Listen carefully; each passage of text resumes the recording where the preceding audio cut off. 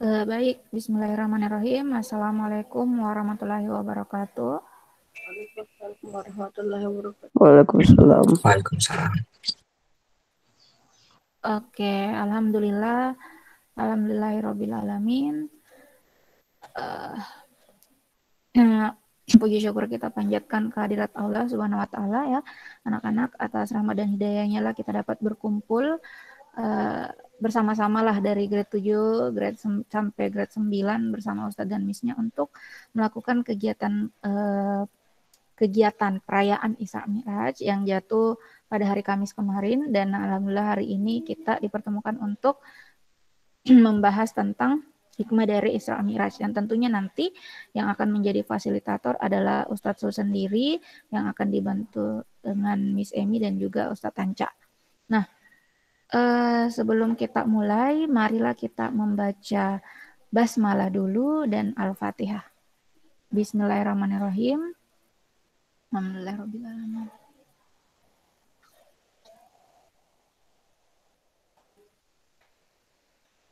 Amin ya rabbal alamin. Baik, sebelum lanjut ke agenda selanjutnya, anak-anak, apakah Ananda hari ini sudah ada di room? Sudah ya. Miss Emi persilahkan Ananda hari ini untuk membacakan surah Al-Isra. Silakan, Nak. A'udzu billahi minasyaitonir rajim. Bismillahirrahmanirrahim. Subhanalladzi asra bi'abdihi lailam minal masjidil harami ilal masjidil aqsal ladzi barakna haulahu linuriyahu min ayatina innahu huwas samiul basir. Wa ataina Musal kitaba wa ja'alnahu hudal li bani Israila alla tattakhidhu min duni wakila dzurriyyata man hamalna ma'anu innahu kana abdan syakura. Shadaqallahul azim. Alhamdulillah, terima kasih kepada Ananda Arini ya. Baik, kita melangkah ke kegiatan selanjutnya, yaitu hikmah dari perintah Isra Mi'raj. Tentunya ini akan dibawakan langsung oleh Ustadz Sul. Silakan Ustadz Sul. Oke deh, bismillahirrahmanirrahim. Assalamualaikum warahmatullahi wabarakatuh. Alhamdulillahirabbil alamin. Wa bihi nasta'in wa ala umuri dunya waddin. Salatu wassalamu ala asyrafil anbiya'i wal mursalin sayyidina Muhammadin wa ala alihi thayyibin at-tahirin wa ashabihil muntajabin al-muttaqin bihaulillah wa quwwatih. Nah, jadi kemarin kita itu sudah dapat libur ya 1 hari. Kita off dari pertemuan virtual kita, dan ternyata kalau kita lihat kalender ada tulisan peristiwa Isra Mi'raj. Nah, peristiwa Isra Mi'raj itu kan sebenarnya pasti sering dapat nih. Dari dulu kan kalau ada peristiwa Isra Mi'raj di sekolah pasti diperingati. Jadi hari ini juga insya Allah kita akan memperingati. Jadi seluruh umat muslim di dunia memperingati Isra Mi'raj di tiap tanggal 27 di bulan Rajab. Nah, bulan Rajab ini kan, jadi kan ada perbedaan ya. Ada yang namanya bulan Masehi, ada yang namanya bulan Hijriah, ya kan? Bulan Masehi yang umumnya dipakai sama masyarakat di dunia. Kalau kalau Islam sendiri punya bulan khusus, yaitu bulan Hijriah. Ada yang tahu enggak bedanya apa? Bulan yang ada di Masehi sama bulan yang ada di tahun Hijriah? Nggak tahu, Kak. Kairan enggak tahu. Yang lain gimana? Ada yang tahu bedanya? Nah, bedanya kan di bulan berapa bulan itu? Maksudnya Ustadz, kira-kira kenapa bisa berbeda antara bulan-bulan yang ada di Masehi dan bulan-bulan yang ada di tahun Hijriah? Ada yang tahu bedanya? Nggak tahu bedanya apa. hitungannya. Beda hitungannya. Perbedaan hitungannya lahir dari mana? Matahari. Enggak tahu kan. Matahari itu tahun apa yang pakai perhitungan matahari? Tahun Masehi atau tahun Hijriah? Masehi enggak tahu. Betul. Ya kan? Tahun Masehi itu disebut apa namanya? Tahun kalau dalam bahasa Arabnya disebut tahun Syamsiyah. Syams kan artinya matahari. Karena pengukuran hari atau tanggal yang ada di tahun Masehi pakai perhitungan matahari. Makanya tanggal 1 dihitung jam 12 malam. Ya kan?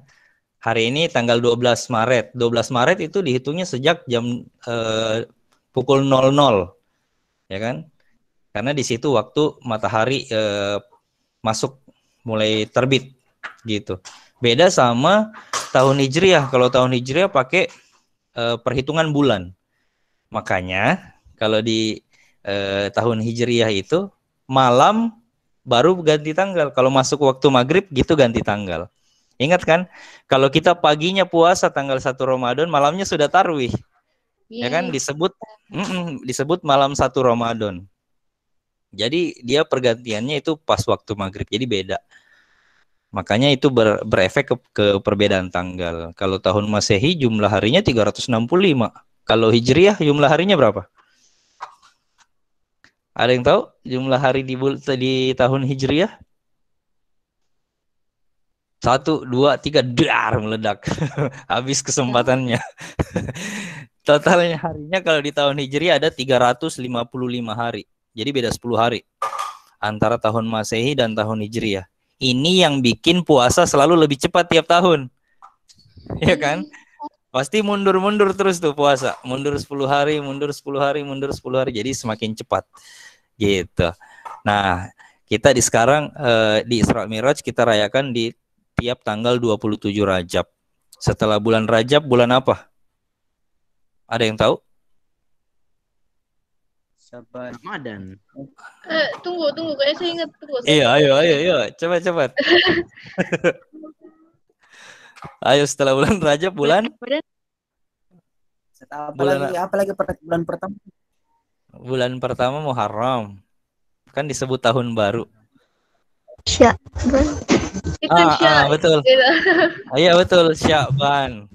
Setelah bulan Rajab, bulan Sya'ban dulu. Setelah bulan Sya'ban, bulan apa? Ramadan. Ada yang googling. Ada yang googling. Enggak gitu. Jadi setelah bulan Rajab, bulan Sya'ban. Setelah bulan Sya'ban, bulan Ramadan. Jadi kalau sekarang tanggal 27 Rajab, terus Sya'ban jumlahnya 30 hari, kurang lebih tinggal 32 hari lagi kita puasa. Sedikit lagi kita puasa. Oke. Kapan puasa? Puasa 1 bulan lagi kurang lebih. Makanya sudah harus dipersiapkan dirinya dari sekarang. Ada yang masih puasa setengah hari? Saya Ustadz puasa setengah hari karena masih belajar puasa, Kak. Enggak ada. Tidak ada ya. Semuanya sudah full puasanya. Oke. Nah, jadi kita balik lagi ke pembahasan tentang Isra Mi'raj. Jadi Isra Mi'raj itu adalah perjalanan yang dilakukan oleh Rasulullah Shallallahu Alaihi Wasallam sebagai perintah penting dari Allah Subhanahu Wa Taala. Gitu. Jadi ada perjalanan jauh nih yang dilakukan oleh Rasulullah. Nanti kita jalan-jalan, melihat langsung dengan Google Earth di mana sih titik awal perjalanan Rasulullah, kayak gitu, ya kan?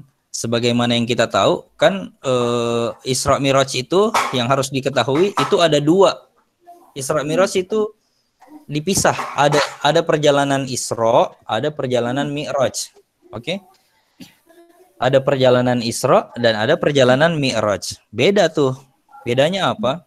Kalau perjalanan Isra adalah perjalanan yang dimulai dari Masjidil Haram yang ada di Arab, ya kan? Posisi Ka'bah dari Masjidil Haram menuju Masjidil Aqsa yang ada di Yerusalem, Palestina. Itu perjalanan darat. Ya kan? Beda sama Mi'raj, itu baru perjalanan Isra. Kalau perjalanan Mi'raj, perjalanan dari Masjidil Aqsa ke Sidratul Muntaha disebutnya. Sidratul Muntaha itu di mana, Ustadz? Itu yang diibaratkan sebagai singgasananya Allah Subhanahu Wa Taala. Kalau mau ke sana harus menembus langit ketujuh, katanya gitu. Yes. Di dalam bahasa Al-Quran harus menembus langit ketujuh. Cuma kan gini, pasti Miss Emi misalnya yang orang sains, lo nggak bisa lah Ustadz, badan nggak bisa nembus langit, pasti terbakar, ya kan? Karena langit kan punya lapisan atmosfer, ada berapa lapis itu. Nah badan nggak akan bisa lewat situ. Terus gimana caranya Rasulullah terbang ke atas, ya kan? Nah ini dia nih yang harus kita semua pahami baik-baik. Terbang ke atas di situ maksudnya adalah perjalanan jiwa atau ruhnya Rasulullah untuk bertemu dengan Allah Subhanahu wa taala. Bukan perjalanan badannya Rasulullah yang ke langit. Ya kan? Jadi masih sebentar. Jadi kalau badan pasti badan nggak akan sanggup menembus langit. Tapi yang dilakukan adalah perjalanan jiwa. Memangnya jiwa bisa melakukan perjalanan, Ustadz? Bisa. Ustadz kasih contoh sedikit. Kalau misalnya coba sekarang semuanya tutup mata kalian. Yang ada di room virtual ini semua tutup mata. Jangan ada yang bilang dari tadi saya tertutup mata Ustadz karena ngantuk. Entah ya. Maksud Ustadz, coba ditutup matanya. Sekarang coba bayangkan kalian keluar dari ruangan yang kalian sekarang berada. Bisa? Bisa. Coba bayangkan, misalnya sekarang lagi di kamar, bayangkan kalian berjalan menuju pintu kamar, terus bayangkan kalian buka pintu, terus bayangkan kalian keluar pintu, terus bayangkan kalian ke tempat yang ingin kalian datangi, misalnya ke dapur, bayangkan kalian buka penutup makanan yang ada di dapur, bayangkan kalian makan ayam yang ada di atas meja. Itu dia maksud Ustadz. Kita bisa melakukan perjalanan. Sudah tutup matanya, sudah berakhir. Jiwa, mentransferkan jiwa. Itu dia. Wah, Mehdi nggak bisa. Nanti dicoba lagi. Kalau ada yang belum bisa, nanti harus dicoba lagi. Kenapa, Aswin? Ada mau jadi ponto, Ustaz. Ada di Jeneponto, Ustaz Aswin katanya. Ada mau jadi ponto. Jauh sekali jalan-jalan Ustaz Aswin. Nah, itu maksud Ustaz. Ada perjalanan yang bisa dilakukan tanpa badan kita. Itu salah satu contoh saja. Salah satu contoh sederhana. Saya tidak berada di dunia Boku no Hero. Ada di dunia anime, please. Jangan dulu masuk ke situ. Oke. Nah, itu salah satu contoh bahwa ada perjalanan yang bisa kita lakukan tanpa dengan badan. Tadi kita berjalan dengan imajinasi. Ya kan? Berbeda lagi kalau misalnya kita lagi berdoa. Itu berdoa kan, kalau kita berdoa saking khusyuknya kita seolah-olah ini ada di hadapannya Allah Subhanahu wa taala gitu. Kalau kita doa, kita misalnya meminta sesuatu dengan begitu serius, kita seolah-olah ini berjalan menemui Allah Subhanahu wa taala. Itu salah satu bentuk bahwa jiwa atau ruh kita bisa melakukan perjalanan. Dan itu loh yang dirasakan oleh Rasulullah pada saat melakukan perjalanan Mi'raj. Oke? Gitu. Jadi Isra Mi'raj itu adalah perjalanan yang dilakukan Rasulullah untuk bertemu dengan Allah Subhanahu wa taala karena ada pesan penting. Nanti kita lanjut. Jadi sesinya kita lanjut dulu dengan jalan-jalan untuk tahu gimana sih titik awal perjalanan Rasulullah di Masjidil Haram lalu menuju Masjidil Aqsa. Oke? Itu jadi ini gambaran awal saja dari Ustadz untuk memberikan gambaran gimana peristiwa Isra Mi'raj itu terjadi. Dan selanjutnya kita akan dibantu nih sama Ustadz Anca, sama Miss Emi juga.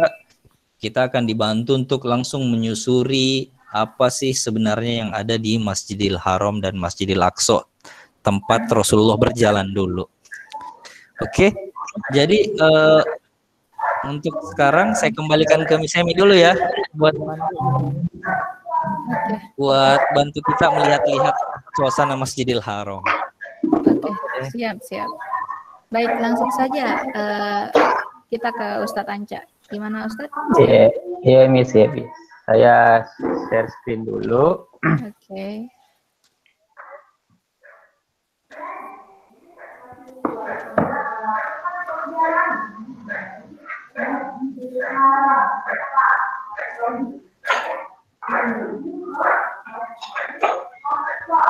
Oke, udah kelihatan, Miss?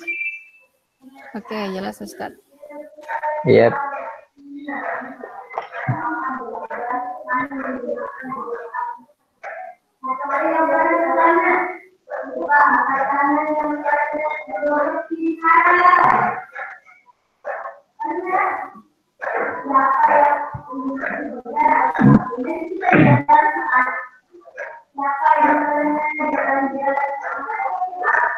Jadi langsung saja Ustaz Mis. Mm-mm. Oke, kita langsung ya ke titik awal keberangkatan Rasulullah SAW dalam perjalanan Isra Mi'raj.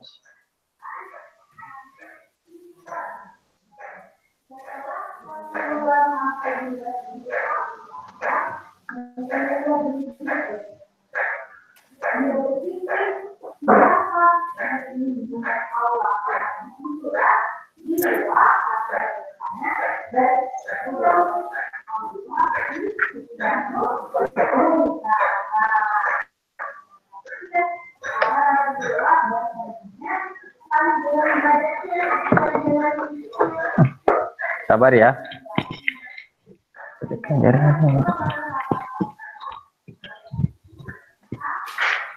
Iya, jadi nanti Ustadz Anca akan memandu kita bersama dengan Ustadz Sul ya, anak-anak, untuk menjelajahi perjalanan Isra Rasulullah SAW dari Masjidil Haram menuju Masjidil Aqsa dengan menggunakan platform Google Earth. Oke, kita akan langsung lihat bagaimana ya. Iya, tunggu dulu Miss. Kayaknya lagi bermasalah ini jaringan. Jangan sampai perjalanannya bermasalah karena ada yang lupa baca Al-Fatihah tadi. Iya. Bismillahirrahmanirrahim. Waduh. Kelihatan sih tadi? Iya, masih blank ini Ustadz. Tunggu ya. Kita reload dulu. Iya, nggak apa-apa. Ini bagian dari kendala teknis, jadi anak-anak bisa paham lah.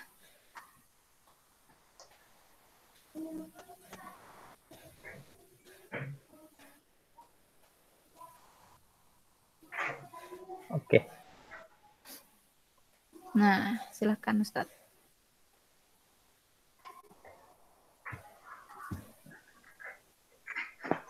Oke. Udah siap. Kita mau menyusur yang mana nih Ustaz Zul? Langsung ke titik Ka'bahnya, Ustaz. Oke, kita ke titik Ka'bah. Sini ya, coba.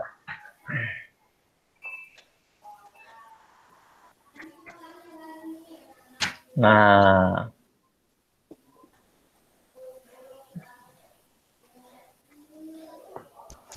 ini sekedar informasi buat Miss Emi, buat Ananda yang lain. Jadi tentunya kondisi perjalanan Rasulullah dulu tidak, kondisi Ka'bah dan Masjidil Haram tidak seperti ini kan. Nah, itu di sekitar 1400 tahun yang lalu. Tentunya kondisi sekitar Ka'bah dan Masjidil Haram masih berupa gurun, masih berupa pasir kan. Masih berupa gurun pasir, masih gersang. Jadi sangat jauh berbeda kondisi Masjidil Haram yang sekarang dengan yang dulu misalnya gitu.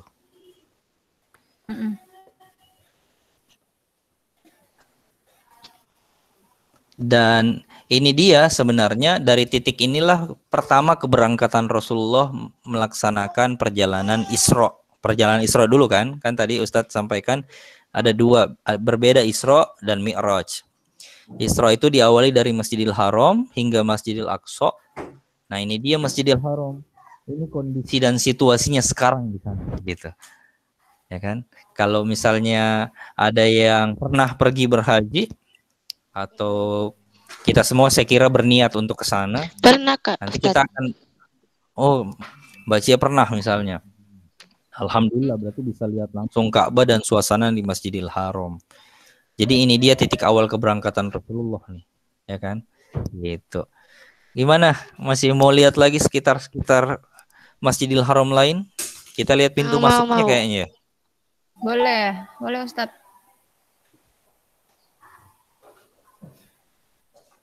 Jadi seperti itu, Ka'bah itu ada di tengah-tengah dan dikelilingi oleh pintu-pintu. Pintu-pintu ini tempat masuk untuk ke dalam Masjidil Haram. Jadi kalau ada yang bilang masjidnya mana Ustadz? Itu dia di sekitar Ka'bah itulah tempat sholatnya orang gitu. Jadi kan masjid itu kan identik dengan tempat sujud. Artinya masjid itu tempat sujud. Nah di sini dia di sekitar Ka'bah itulah orang semua melaksanakan sholat. Jadi loh kok nggak ada kayak masjid di dekat kompleks saya Ustadz? Beda ya. Berbeda. Ayo kita lewat pintu Ustadz. Kita di sekitaran pintu Masjidil Haram. Nah, ini dia suasananya di sana. Jadi suasananya sekarang sangat jauh berbeda dengan Kenapa ada dulu. anak kecil yang belum pakai jilbab gitu? Kenapa? Ada yang tidak pakai jilbab. Ini. Nah, itu. Oh, haha. Anak-anak kan Ya. tidak pakai jilbab. Ya. Kan anak-anak di sini kan belum dikenahi syariat secara penuh. Sama kayak adik-adik kita yang ada di grade 1, grade 2, grade 3 masih belum pakai jilbab. Oh, Karena kan ada waktu. Karena ada waktunya untuk syariat itu berlaku secara penuh gitu. Untuk adik yang tadi kayaknya itu adik masih grade 2 kali ya. Masih grade 2 kayaknya. Nah, ini dia situasi Ka'bah di sana. Jadi sekarang kondisinya sudah sangat luar biasa. Kita ke sana bisa naik pesawat, bisa naik mungkin ada helipadnya juga, bisa naik helikopter. Cuma dulu waktu zamannya Rasul belum ada sama sekali. Dulu masih yang diinjak itu masih gurun pasir. Sekarang sekitaran Masjidil Haram dan Ka'bah yang diinjak sudah keramik, sudah marmer. Ya kan? Jadi tanpa alas kaki pun sangat enak, sangat nyaman untuk diinjak dan melakukan perjalanan-perjalanan umroh atau haji. Tapi di zamannya Rasulullah dulu sudah panas dan gurun pasir itu bisa melepuh biasanya. Dalam kisah-kisahnya sendal yang digunakan oleh Rasulullah dan para sahabat. Saking panas terik matahari. Dan Rasulullah melakukan perjalanan di sini nih awalnya. Di Masjidil Haram. Oke. Jadi Masjidil Haram posisinya ada di Mekah. Maka posisinya di Arab Saudi. Mudah-mudahan kita semua punya kesempatan untuk pergi ke sana. Amin. Amin ya rabbal alamin. Gimana? Apakah ada lagi titik Masjidil Haram yang mau kita datangi? Atau sekarang kita lihat sebenarnya seberapa jauh sih Masjidil Haram ke Masjidil Aqsa? Ustaz, apa bedanya Masjidil Haram sama masjid itu? Masjidil Aqsa beda. Masjidil Haram dan Masjidil Aqsa dari lokasi yang pertama beda. Oh iya, Ustaz kayaknya penting juga kasih tahu ke kalian. Ada 2 masjid yang paling pertama dibangun di muka bumi ini. Yang pertama Masjidil Haram. Ada yang tahu Masjidil Haram dibangunnya sama siapa? Tahu Ada yang tahu enggak? Ka'bah dan Masjidil Haram yang bangun siapa? Masjidil Haram. Masjidil Haram sama Ka'bah yang bangun pertama kali siapa? Saya sama Ka'bah. Ada yang tahu? Ustaz kasih clue, Nabi siapa? Pasti kalau Ustaz bilang Nabi yang pernah mendapatkan cobaan untuk menyembelih anaknya sendiri, pasti rame-rame tahu sendiri langsung. Ibrahim Ustaz. Nabi Ibrahim. Jadi yang pertama kali membangun Masjidil Haram beserta Ka'bah di dalamnya itu adalah Nabi Ibrahim alaihissalam bersama Nabi Ismail alaihissalam. Itu masjid pertama yang ada di muka bumi. Loh Ustadz, masjid kan tempat ibadahnya orang Muslim. Lah iya, tapi masjid dulu itu dianggap sebagai tempat ibadah. Bukan khusus umat Muslim, karena Islam kan baru ada setelah Nabi Muhammad ada. Sementara nabi-nabi Oh, sebelumnya gitu. kan juga, sementara nabi-nabi sebelumnya kan juga melakukan ibadah. Gitu. Jadi tetap ada masjid dulu. Makanya Ustadz tadi bilang masjid itu secara artinya sebenarnya tempat sujud. Gitu. Jadi nabi-nabi sebelumnya juga punya tempat beribadah dong. Nah, itulah disebut juga Masjidil Haram. Masjid disebut juga masjid. Dan yang tempat ibadah yang dibangun oleh Nabi Ibrahim pertama kali di muka bumi adalah ini, Ka'bah dan Masjidil Haram. Oke. Nah, kalau Masjidil Aqsa beda. Masjidil Aqsa itu masjid kedua yang dibangun. Yang bangun siapa? Yang bangun masih cucunya Nabi Ibrahim. Jadi kalau kita lihat silsilah Nabi nih, Ustadz pengen nunjukin deh silsilah Nabi. Ada gambar yang paling populer. Ustadz buka ya, Ustadz share screen. Gantian ya Ustadz Anca. Jangan mesti stop Ustadz. Saya share supaya lebih kena pembahasannya. Gampang. Ini dia nih. Sudah kelihatan belum di layar? Silsilah Nabi. Sudah, Ustaz, sudah. Sudah ya. Nah, ini dia posisinya Nabi Ibrahim nih. Jadi Nabi Adam, Nabi Syed, Nabi Idris, Nabi Nuh. Nah, di sini terbagi, ada yang ke Nabi Saleh, dan ini Nabi Ibrahim nih posisinya. Di Nabi Ibrahim inilah dibangun Ka'bah. Nah, yang harus teman-teman ingat, Nabi Ibrahim ini adalah bapak dari dua agama besar, istilahnya biasanya, yaitu agama Islam dan agama Yahudi dan Nasrani. Jadi dua agama besar yang ada di dunia. Kalau Kristen, Ustadz Kristen. Kristen itu sebenarnya dalam Islam sejarahnya Nasrani dia.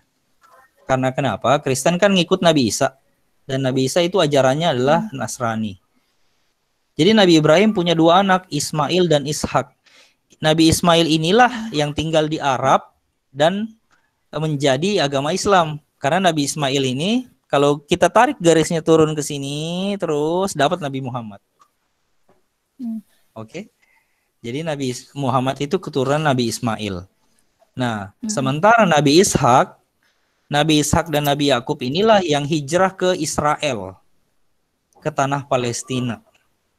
Itu nanti yang akan jadi agama Yahudi dan agama Nasrani. Makanya kalau kita lihat Nabi Yakub ini adalah nenek moyang dari Nabi Isa. Nih. Ya kan? Nabi Yakub ini nenek moyang dari Nabi Isa. Nabi Isa kan ada di Yerusalem.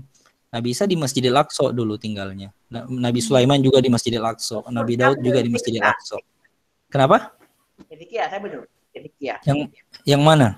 Yang ini Hezekiah. Sebelumnya, setelahnya Heli. Aduh, Ustadz nggak lihat tulisannya. Yang ini. Hezekiah ini ya? Ya, yang itu. Ini kalau dilihat dari sini berarti keturunan Nabi Sulaiman dan nenek moyangnya Nabi Isa. Itu cuma pengen Ustadz kasih lihat ke kalian bahwa yang buat Masjidil Haram itu Nabi Ibrahim bersama Nabi Ismail, sementara yang buat Masjidil Aqsa itu Nabi Yakub pertama kali. Dilanjutkan sama Nabi Daud, Nabi Sulaiman, dan terus ke Nabi Isa. Gitu. Oke, jadi sebenarnya Yahudi, Nasrani, dan Islam dulu nenek moyangnya satu, ya Nabi Ibrahim itu, ya kan? Jadi Masjidil Haram dan Masjidil Aqsa adalah tempat ibadah. Masjidil Haram dipakai untuk beribadahnya Nabi Ismail dan umatnya. Masjidil Aqsa dipakai untuk beribadah Nabi Yakub dan umatnya sampai ke Nabi Isa alaihissalam. Makanya mereka ada di tanah Palestina, Yerusalem. Oke deh, kita sudah di Masjidil Haram dan sepertinya pengen lihat jarak nih Ustadz. Jaraknya dari Masjidil Haram ke Masjidil Aqsa bisa ditunjukkan?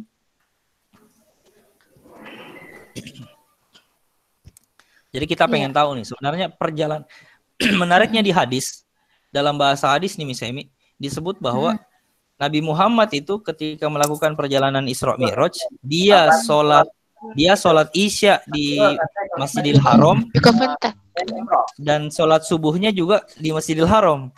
Jadi perjalanan cuma dilakukan pada waktu setelah Isya sampai sebelum subuh. Jadi dari Masjidil Haram ke Masjidil Aqsa, Masjidil Aqsa ke Sidratul Muntaha, lalu kembali lagi ke Masjidil Haram. Kembali lagi. Jadi Sampainya kalau sebelum dipikir subuh. Berarti kalau dipikir secara akal sehat ya Ustadz, kalau di ilmu fisika ya, ada Iya. kecepatan V sama dengan S per T, jarak dan waktu. Nah kalau kita Iya. lihat sebentar Ustadz Anca menghitung jarak, kemudian menghitung rentang waktu dari Ba'da Isya hingga sebelum subuh itu apakah memang relevan dipikir oleh akal sehat? Itu kayaknya menarik ini untuk anak-anak tahu. Ini langsung muncul di kepala saya nih Miss Emi. Nanti Miss Emi bertanggung jawab untuk ngitung berapa kecepatan. Berapa kecepatan yang dibutuhkan Rasulullah untuk sampai dari Masjidil Haram ke Masjidil Aqsa. Kita lihat jaraknya. Aduh, saya dapat PR ini kalau begini. Kayaknya cuma dibagi-bagi saja ya. Yang kepalaku cuma dibagi-bagi saja.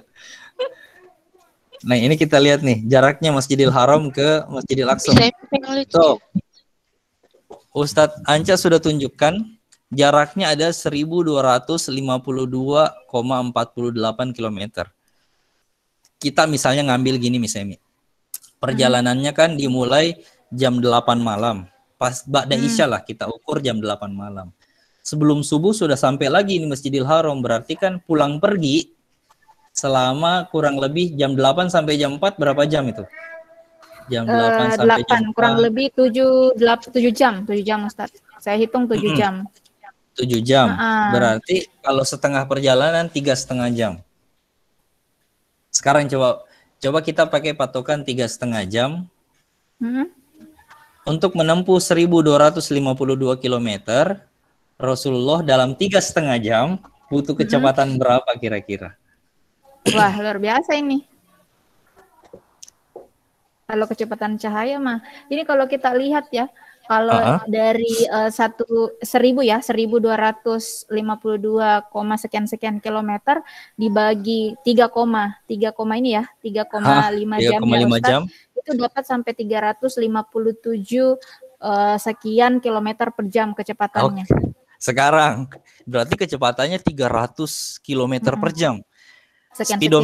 Speedometer yang ada di motor saja cuma sampai 140 nih. Jadi pasti kalah cepat motor yang sudah gasnya sudah full ini dikalah cepat dengan perjalanan yang dilakukan oleh Rasulullah. Mobil, Fadil tahu enggak speedometer maksimal di mobil berapa? Sampai 400 atau 400 atau sampai 400.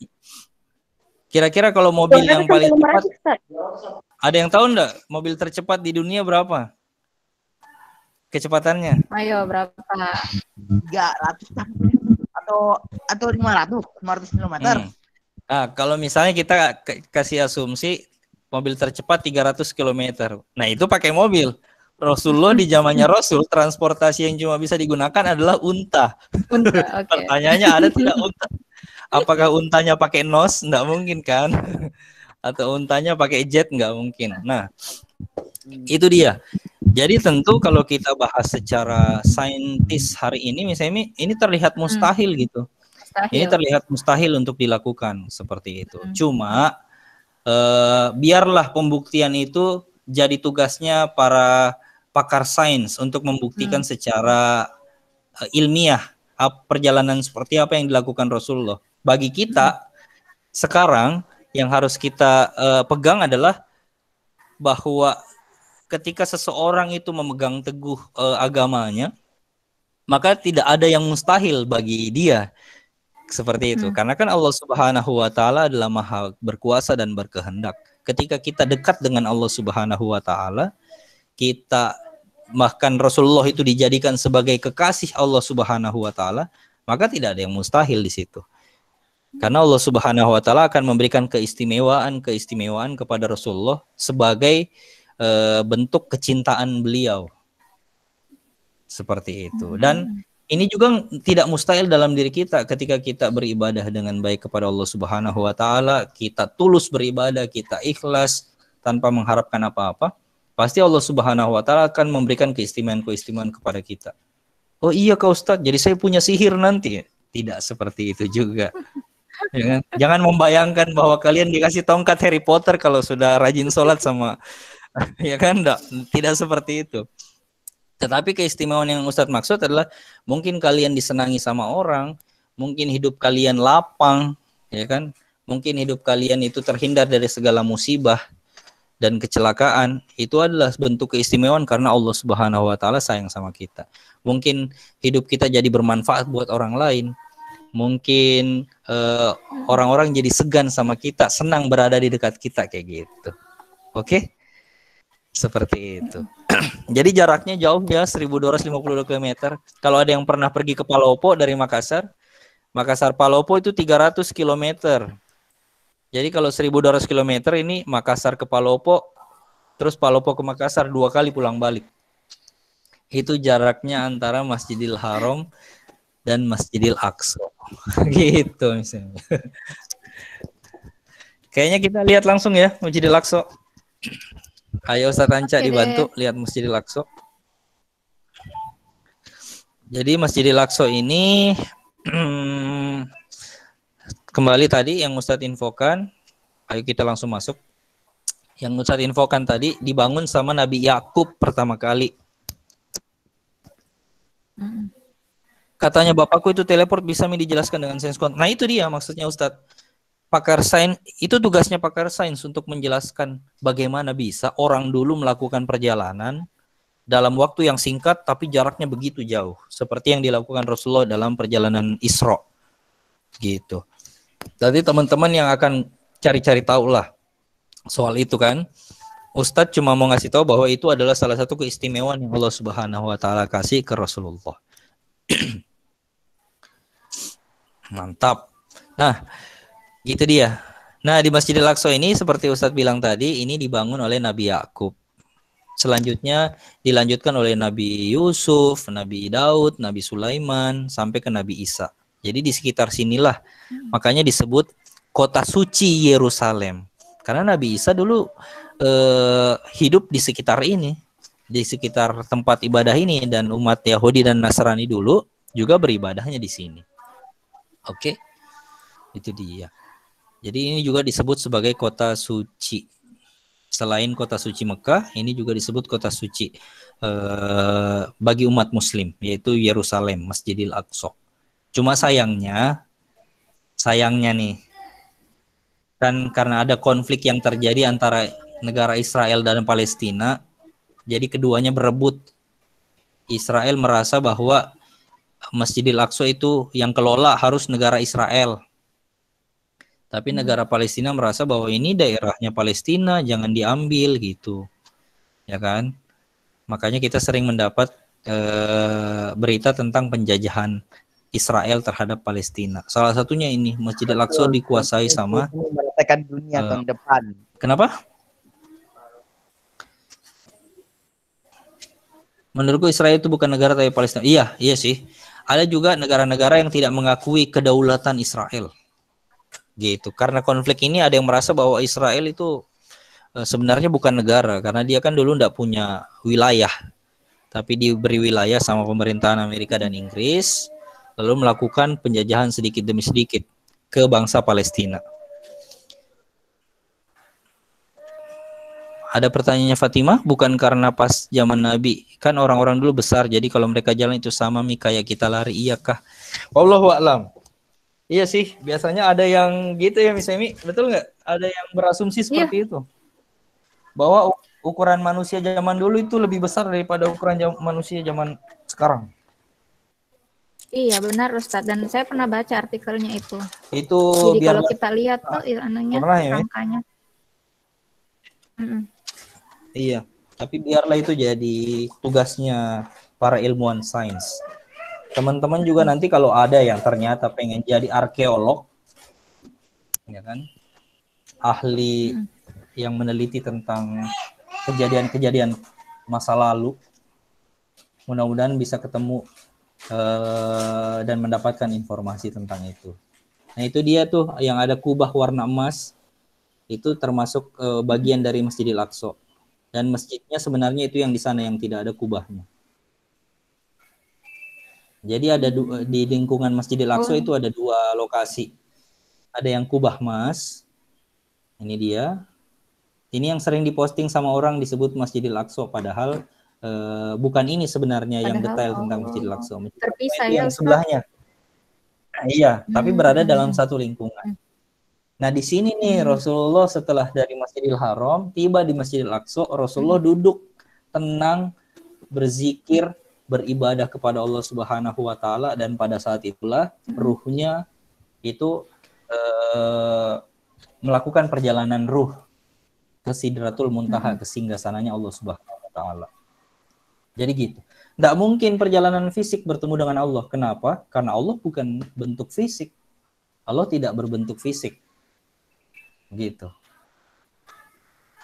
Misalnya ada yang bilang, kenapa sih Allah nggak berbentuk fisik, Ustadz? Jawabannya cuma sederhana. Yang namanya bentuk fisik atau bentuk materi, dia pasti akan hancur. Pengen bukti, meja punya bentuk fisik. Semakin lama, meja akan dimakan usia kan? Dimakan usia dan akan hancur. Nah, manusia punya bentuk fisik. Semakin lama kulitnya akan menjadi keriput dan tua, lalu mati. Ya kan? Tembok bentuk fisik. Kita lihat mungkin berdiri kokoh selama 10 tahun. Tapi coba tunggu 20-30 tahun ke depan. Tembok akan rapuh dan hancur. Oke? Jadi itu salah satu hukum dari fisik atau materi. Waktu akan menghancurkan dia. Pertanyaannya, kalau Allah Subhanahu wa taala punya bentuk fisik, berarti masa Allah juga hancur dimakan waktu? Itu mustahil. Gitu. Makanya Kenapa kalau tidak Allah Subhanahu mobil? Mobil juga karena dia bentuk fisik, kalau sudah tua pasti berkarat. Nah, makanya Allah Subhanahu wa taala mustahil berbentuk fisik. Ya kan? Gitu. Sama jika kayak manusia misalnya. Manusia itu di dalam Islam kalau meninggal kan dikubur. Ya kan? Iya, benar. Yang dikubur itu badannya. Yang dikubur badannya. Ya kan? Terus yang ke alam barzah, ke padang mahsyar, ke alam akhirat apa? Yang pergi ke sana apa? Dosanya. Mustahil badan kan? Ya, rohnya yang pergi. Rohnya. Makanya Islam itu meyakini ketika kita meninggal badannya harus dikubur. Kenapa? Karena tempatnya badan itu di bumi. Jadi dikuburlah badan. Sementara ruh akan terbang, melakukan perjalanan selanjutnya ke alam kubur, ke alam barzakh. Nanti di hari kiamat ke alam akhirat. Ya kan? Di situ nanti biasa disebut di dalam Al-Quran liqa'ullah, bertemu dengan Allah. Di mana? Di akhirat. Yang bertemu siapa? Bukan badan, ruh. Begitu pula perjalanan Mi'raj yang dilakukan oleh Rasulullah dari Masjidil Aqsa, seperti yang kita lihat, ke Sidratul Muntaha.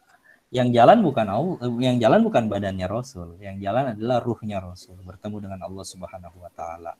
Oke, sambil dilihat-lihat Ustadz sambung lagi penjelasannya. Nah, jadi apa sih sebenarnya pesan penting yang pengen kita dapatkan di dalam peristiwa Isra Mi'raj? Ternyata Rasulullah kan begini. Kalau mau dipikir kan gini, kenapa sih Ustadz Allah tidak langsung saja menyuruh malaikat Jibril kasih tahu ke Rasul, ya kan? Menyuruh malaikat Jibril kasih tahu ke Rasul. Jafid mikrofon.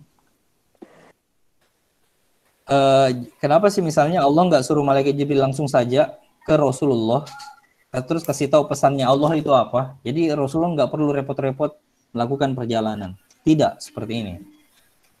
Kalian pernah nggak merasakan pengalaman gini? Misalnya di telepon, tolong kesini dulu, ada pesan yang mau saya sampaikan. Kenapa nggak lewat telepon saja? Tidak, ini pesan penting. Kayak misalnya, kamu harus kesini, kayak gitu, ya kan? Kadang ada pesan penting, pesan penting yang kayaknya ini nggak akan bermakna kalau disampaikan lewat telepon gitu misalnya, kan? Biasanya kalau orang tua lagi butuh sekali kehadiran kita di dekatnya, orang tua nggak akan bilang di telepon, misalnya, lalu bagaimana kabar begini selesai. Enggak, pasti dia bilang tolong ke rumah dulu, saya mau ketemu, ada pesan yang mau saya sampaikan, penting sekali. Akhirnya kita, padahal kan kalau dipikir kenapa enggak lewat telepon saja atau lewat WA, kan bisa di chat gitu. Tapi tidak, ada kondisi yang memang membuat kita harus ketemu deh. Gitu. Jadi Allah Subhanahu wa taala menganggap ada pesan yang sangat penting dan Allah tidak mau diwakili sama malaikat Jibril untuk menyampaikannya kepada Rasulullah.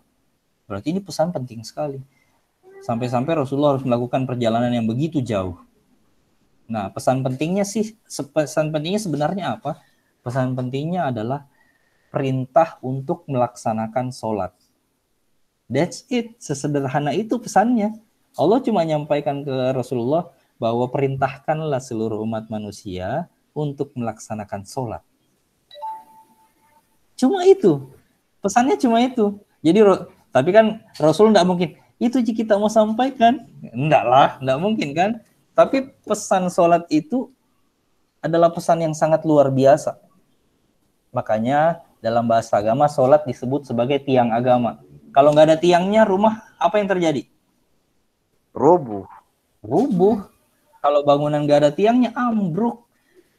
Jadi maksudnya apa? Kita hidup di dunia ini, melakukan segala macam kebaikan. Kita sedekah, kita puasa, kita lakukan semua yang kebaikan yang ada di dunia. Tapi ada satu kebaikan yang kita lakukan, sholat. Rubuh semuanya. Tidak ada gunanya. Kayak gitu. Makanya Allah kasih tahu ke Rasul, ada satu ibadah yang sangat penting dan paling penting, yaitu sholat. Jangan sia-siakan ini, karena semua kebaikan tidak akan ada artinya tanpa sholat. Makanya dalam hadis misalnya ada bunyi hadis yang begini, as-sholatu miftahul jannah. Ada yang namanya miftahul jannah. As-sholatu miftahul jannah. Artinya sholat adalah kunci surga.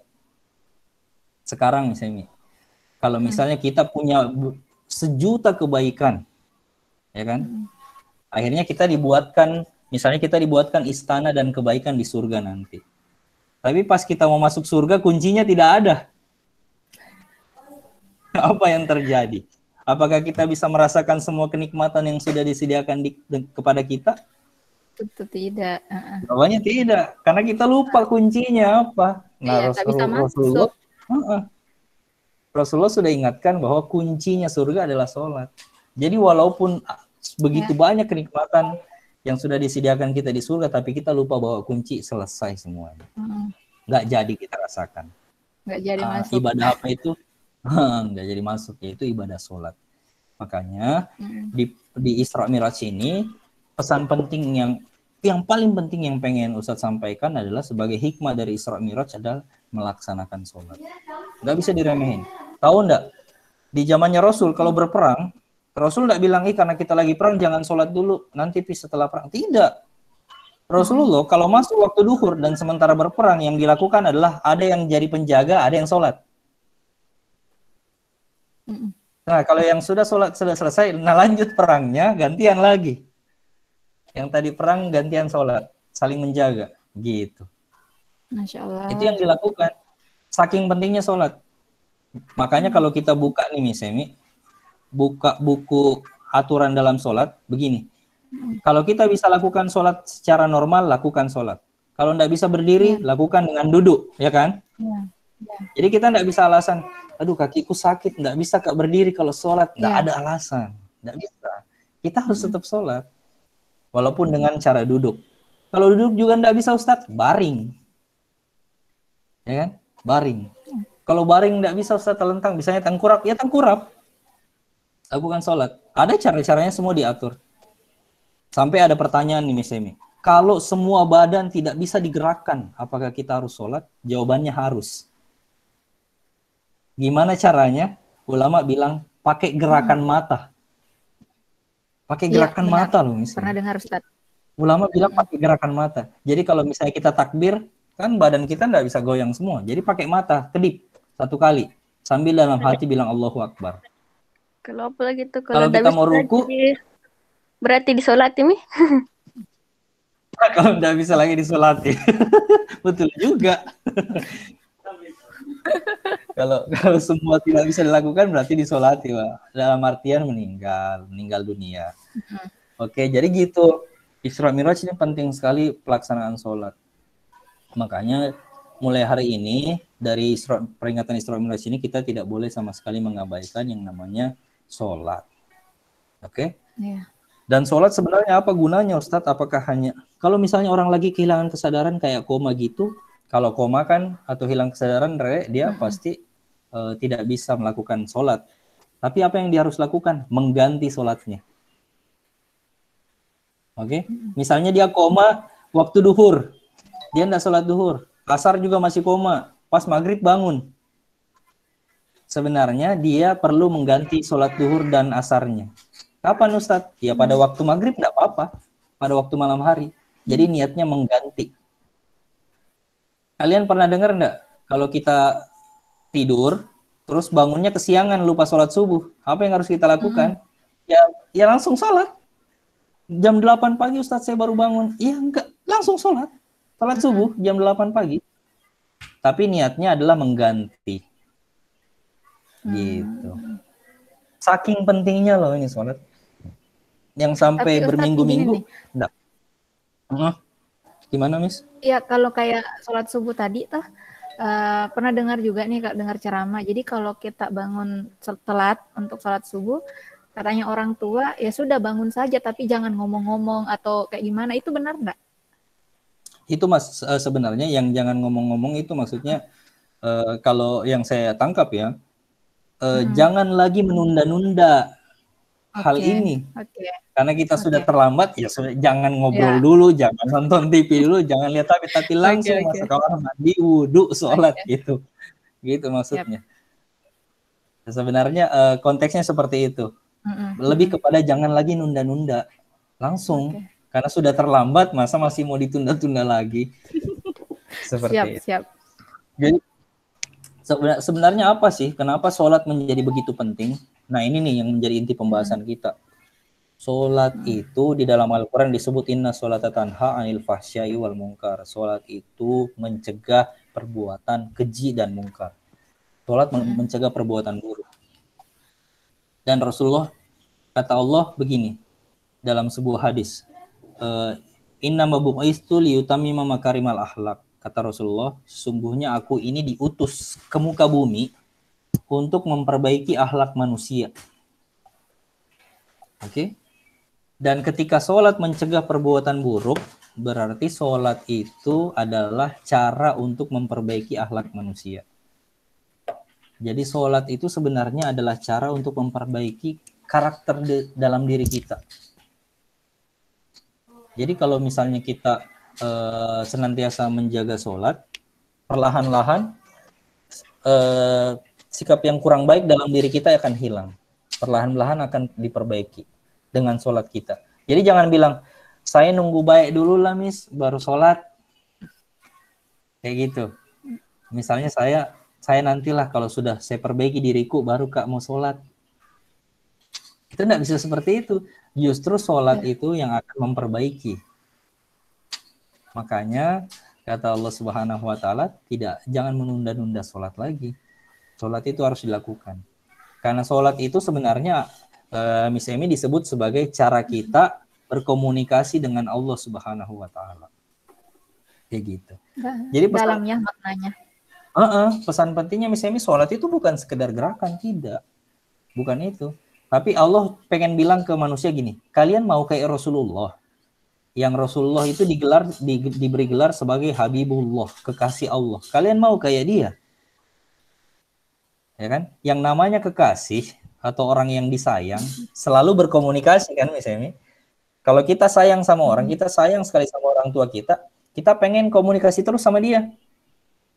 Ya kan? Kita pengen tiap hari, tiap minggu kita nelpon, misalnya kita ada jarak sama dia. Kita nelpon, gimana kabar? Baik-baik Ji, misalnya gitu, gimana? Sehat-sehat. Kita pengen komunikasi terus karena kita sayang sama dia. Nah, pertanyaannya gini, kalian sayang sama Allah Subhanahu wa Ta'ala? Kuncinya satu, sholat. Karena sholat adalah cara manusia berkomunikasi dengan Allah. Ya kan? Sholat adalah cara kita bertemu dengan Allah. Jadi kita tidak perlu lagi dari Masjidil Aqsa ke Sidratul Muntaha untuk bertemu dengan Allah. Makanya setelah melakukan perjalanan Isra Mi'raj ada satu hadis Miss yang diungkapkan oleh Rasulullah. As-sholatu mi'rajul mu'minin. Salat adalah mi'rajnya orang mukmin. Gitu. Jadi kata Rasulullah, kalau mau ketemu sama Allah, tidak usah berjalan dari Masjidil Haram ke Masjidil Aqsa, dari Masjidil Aqsa ke Sidratul Muntaha, tidak perlu. Tapi lakukan sholat, karena sholat itu adalah perjalanan mi'raj. Ya kan? Nah, dari sholat itulah nanti perlahan-lahan akan mulai terperbaiki diri kita. Kita jadi sayang sama tumbuhan, kita sayang sama hewan, kita sayang kepada sesama manusia, kita sayang sama semua makhluk yang diciptakan oleh Allah Subhanahu wa taala. Oke? Ustadz, gimana cara hilangin pikiran-pikiran aneh kalau lagi sholat? Oh, soal khusyuk ya, soal kehusyuan. Ya, biasanya sih kalau ulama-ulama bilang jangan habis banyak gerak, banyak goyang langsung tiba-tiba Allahu Akbar. Ya pasti nggak bisa fokus. Habis main teman di luar, habis main game di HP terus misalnya imam sudah takbir Allahu Akbar, langsung kita simpan HP langsung Allahu Akbar. Nggak akan bisa. Langsung kan misalnya gitu.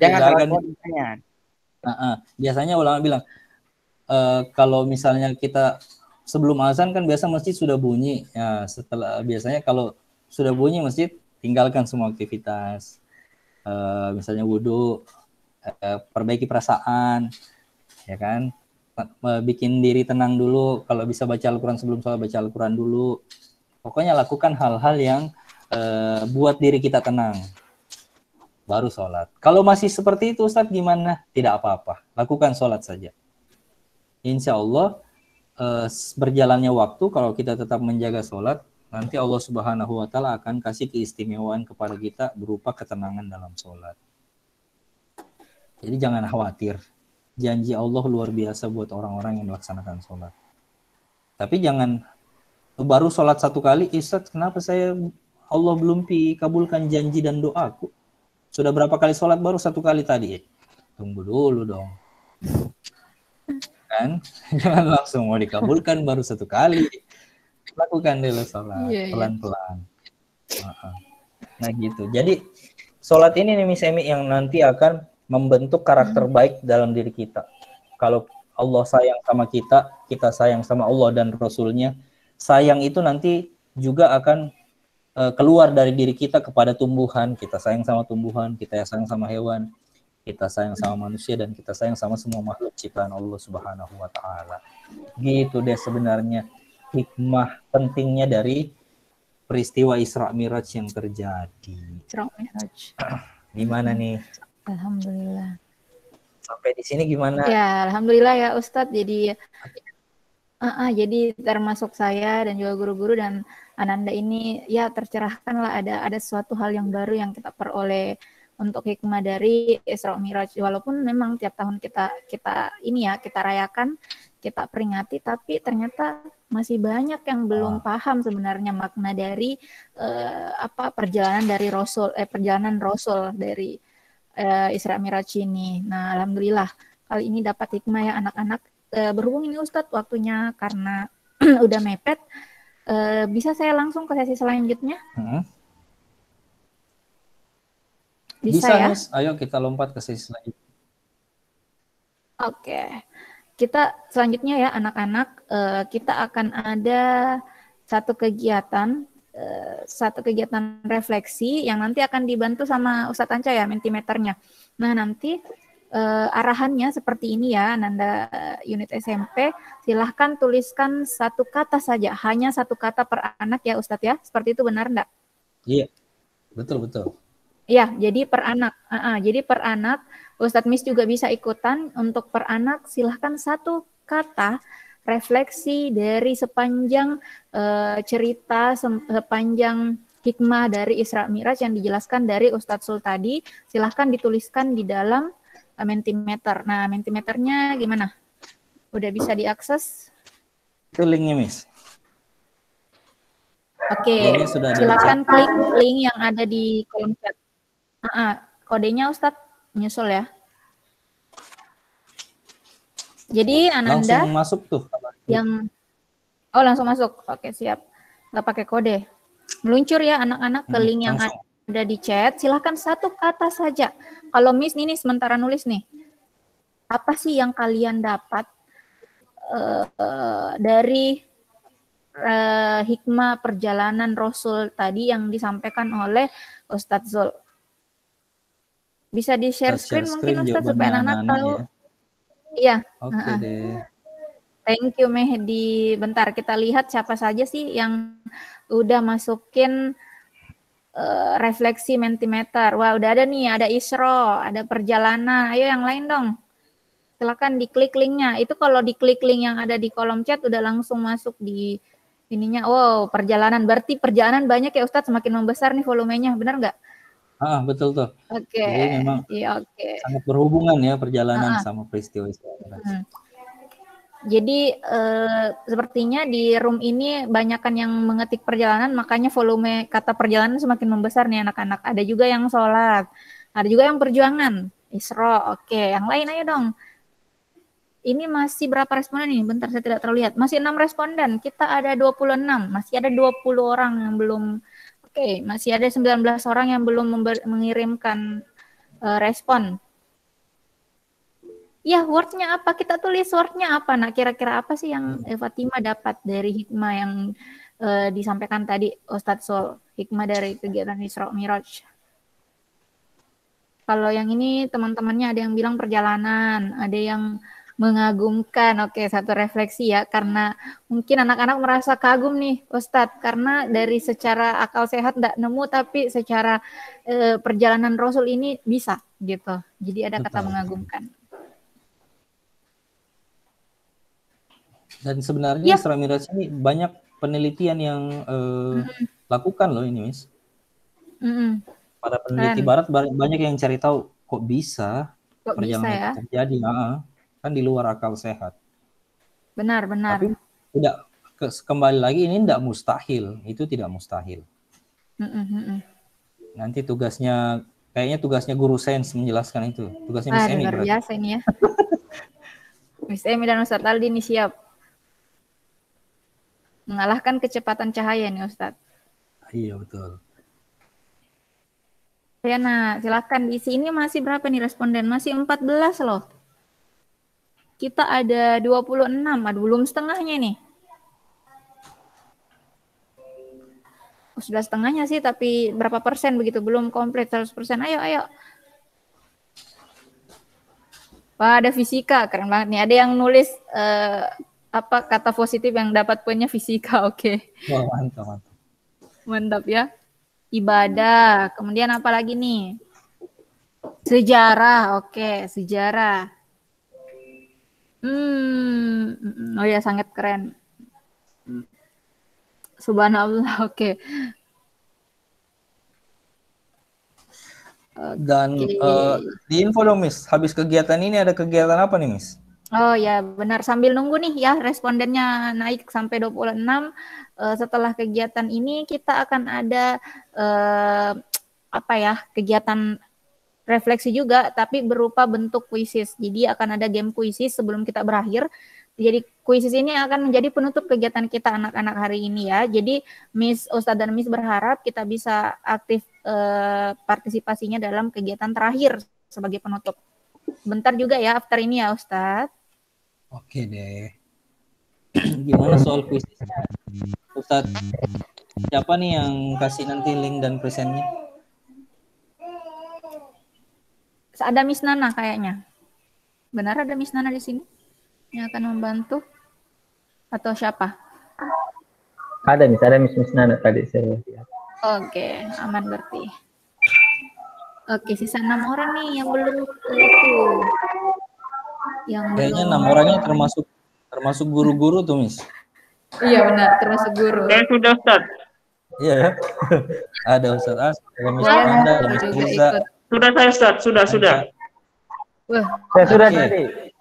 Saya fisika. Iya, tapi oke. Kalau begitu jangan marah-marah kalau sudah. Saya fisika tadi. Oke deh, kayaknya bisa dilanjut nih Miss ke sesi berikutnya. Seru. Makasih ya. Ini akan cloud word-nya ini boleh di-share ya Ustadz di grup Oke, bentuk nanti di-share JPEG. ya. Oke. Oke Thank deh. you. Kita lanjut nih anak-anak, di sesi terakhir akan dibantu oleh Miss Nana untuk melakukan satu refleksi terakhir terkait hikmah yang sudah disampaikan oleh Ustadz Sul tadi untuk kegiatan Isra Miraj kita. Silahkan Miss. Mana sih Miss Nana? Oh ada Miss Nana ada.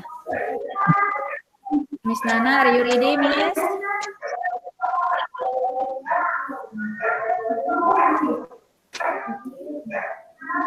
Bentar ya anak-anak.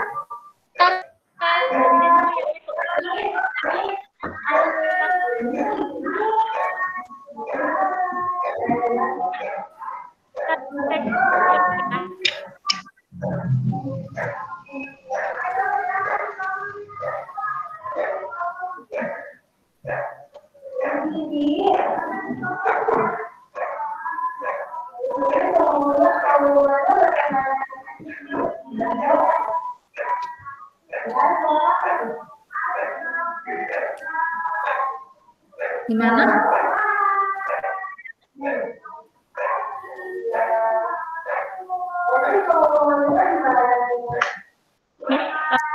Oke. Kayaknya langsung dikirim saja. Oh, ada Miss Nana. Silakan Miss. Ada Miss Nana. Oh iya.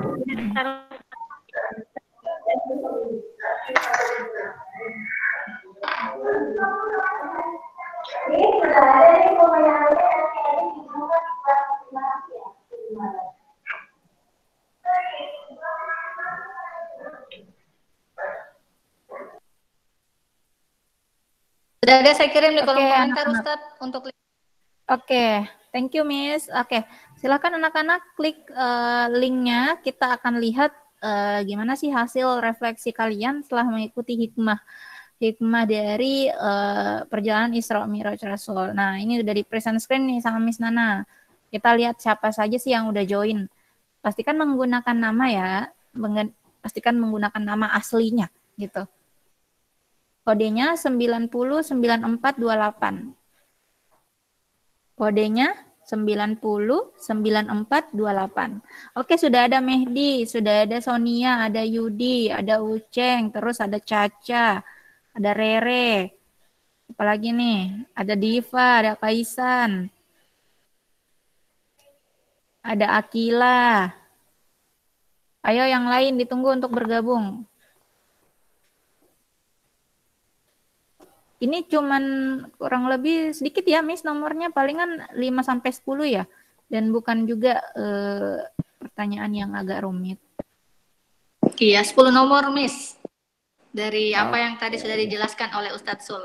Kalau tadi Ya. mendengarkan oleh Ustadz Sul, pasti insya Allah bisa tahu jawab. Oke, jadi kuncinya adalah hasil dari kalian menyimak nih dari awal anak-anak. Hasil kalian menyimak hikmah dari perjalanan Isra Mi'raj Rasul dari awal sampai tadi ya, sebelum Komentimeter. Gimana kita langsung mulai aja ya Ustadz? Oke, silakan. Sudah ada 7 masuk semua? saja. Sudah ada 8 Oke, Masih ada yang nambah tuh. Oke, mulai Miss, silahkan. Saya Kita mulai lihat ya Miss. anak-anak. Oke.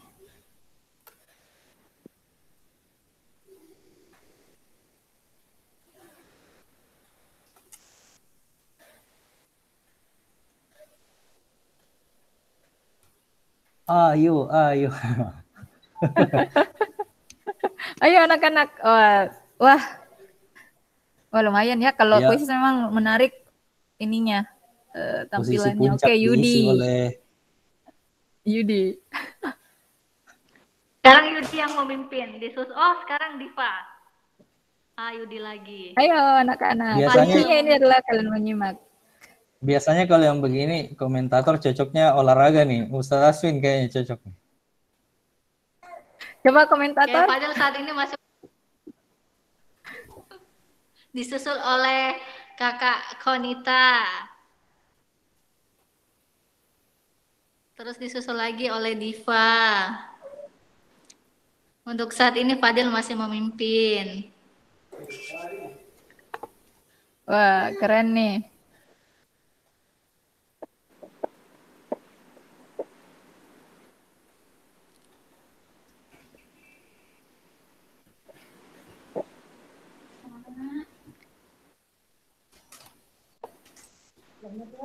Tuh kata Miss Nanda, ayo, ayo.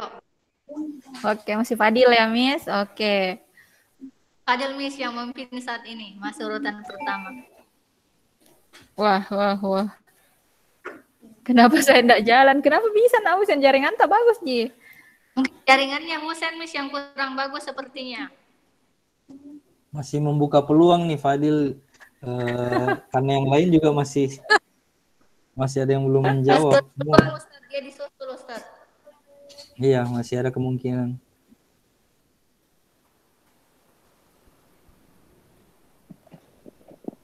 Oh, Fadil sudah finish. Fadil disusul. Nah, itu saya bilang. Iya. Akhirnya Rere yang Fadil naik. disusul. Masih bisa tuh kayaknya menggantikan Masih Rere. bisa, Mas. Karena ada satu ya yang orangnya yang salahnya. Iya. Mungkin hari ini akan memimpin. Pelan-pelan tapi pasti kayaknya itu nilai. Iya, benar itu Ustaz. Soalnya waktunya beberapa detik, jadi baca dulu baik-baik maksud dari soalnya, kemudian pilih jawaban yang paling tepat. Caca juga sudah semakin naik ke atas. Nah, hari ini naik lagi. Nah, benar. Benar kan digantikan hari ini? Caca juga ikut naik. Tidak Sudah berada di berkah klasemen. nah yang dipakai. Jafid. Padahal sengaja bikin pakai Hari ini bin biar berkah. sekarang. Jadi Ada saja. pakai hari ini finish. Woi, poin sempurna ya hari ini. Itu strike. Akilaka sekarang juga sedang naik. Dia berada di peringkat keempat.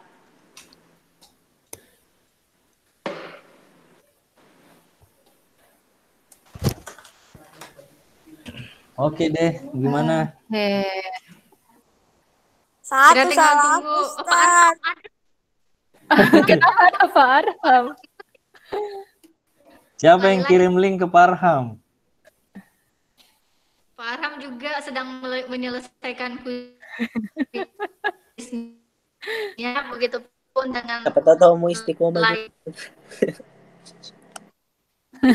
Kemudian Pak Cia juga sudah selesai.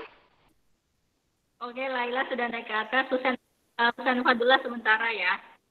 Oke, Asahra juga, Rafif juga. Oke, Husain naik ke atas nih.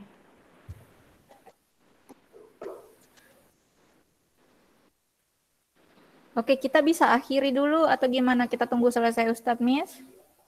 Sampai pukul berapa, Miss? Karena Nanti hasilnya misalnya kita tentukan jam berapa.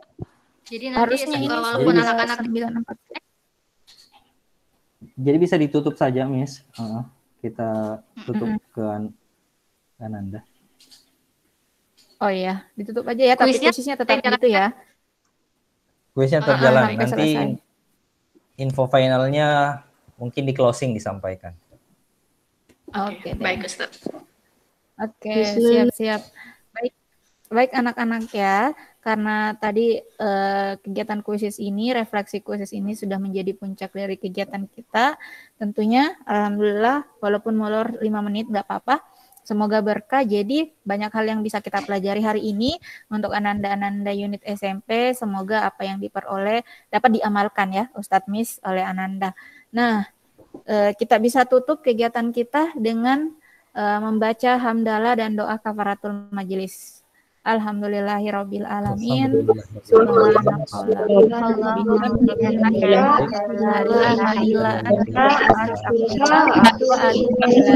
Assalamualaikum warahmatullahi wabarakatuh. Terima kasih ya. Sampai ketemu di pembelajaran sesi kedua. Ya, Assalamualaikum.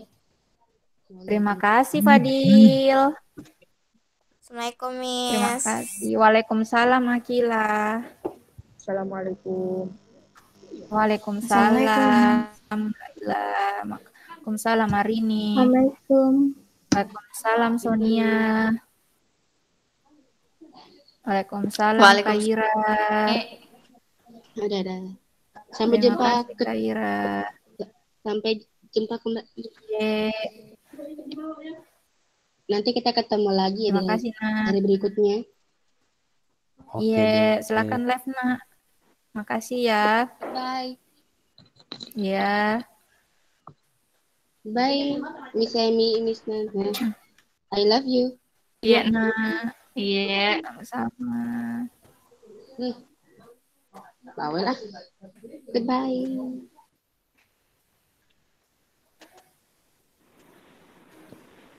Satanca. Keluar Sanca. Saya Swin. Keluar nih. Keluar juga, oke. Thank you, Miss Emi, Miss Dadah Nana. semuanya. Nah, sampai ketemu Dadah, lagi. gengs. Ya.